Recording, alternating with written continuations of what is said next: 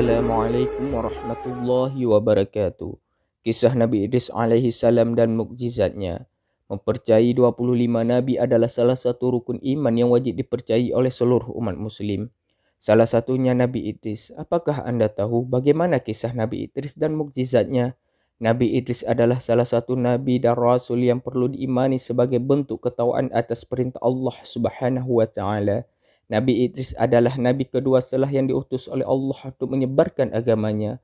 Secara garis keturunan Nabi Idris alaihi salam berjarak 6 generasi dari Nabi Muhammad dan menjadi kakek dari Nabi Nuh alaihi salam. Kisah Nabi Idris diabadikan dalam Al-Quran Surah Maryam ayat 56 sampai 57. Menurut kisah 25 nabi, Nabi Idris diutus oleh Allah untuk menyebarkan agama di Babilonia, yaitu Irak kuno. Sampai pada akhirnya berhijrah ke Mesir karena penduduk Babilonia kala itu tidak bisa menerima apa yang Nabi Idris coba ajarkan. Menurut salah satu tafsir disebutkan bahwa Nabi Idris adalah orang yang gemar bertasbih kepada Allah. Ia juga selalu melakukan perbuatan baik seperti menulis, belajar, bahkan menjahit. Asadul Usud adalah gelar yang diberikan Allah kepada Nabi Idris karena beliau tidak pernah merasa putus asa ketika Allah memberikan perintah untuk menyebarkan agama. Selain itu, Nabi Idris juga dikenal dengan sosok yang tidak pernah merasa takut ketika harus menghadapi umat yang kafir. Oleh karena itu, gelar singa Allah disematkan kepada beliau. Menurut beberapa literatur, Nabi Idris dikenal dengan sosok pemaaf dan jauh dari kata sombong. Sebelum meninggal, Nabi Idris menitipkan beberapa pesan kepada manusia. Pesan ini berisikan ajaran-ajaran agar manusia bisa hidup lebih baik. Berikut ini adalah isi pesan Nabi Idris. Yang pertama, salat jenazah lebih sebagai penghormatan karena pemberi syafaat hanya Tuhan sesuai ukuran amal kebajikan. Yang kedua, besarnya rasa syukur yang diucapkan tetap tidak akan mampu mengalahkan besarnya nikmat Tuhan yang diberikan. Yang ketiga, sambutlah seruan Tuhan secara ikhlas untuk solat, puasa maupun menaati semua perintahnya.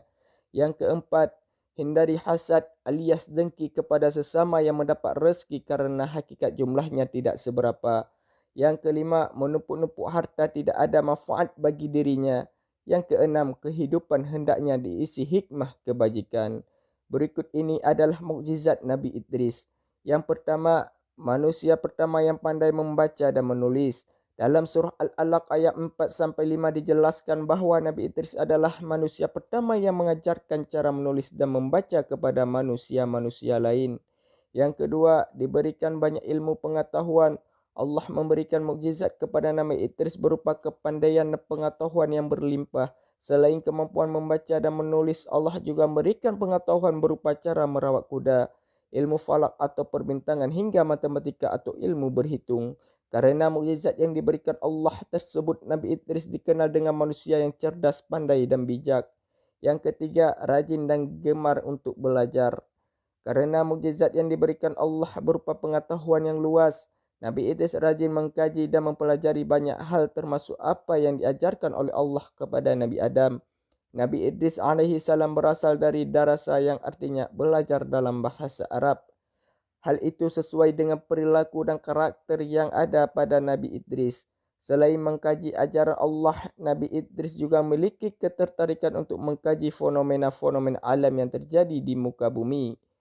Yang keempat, manusia pertama yang membuat pakaian. Ketika manusia sebelumnya terbiasa membuat dan memakai kulit binatang untuk secara sebagai pakaian atau penutup aurat, Nabi Idris diberikan Allah mukjizat berupa orang pertama yang membuat pakaian. Demikian kisah Nabi Idris dan beberapa mukjizat yang diberikan oleh Allah kepadanya.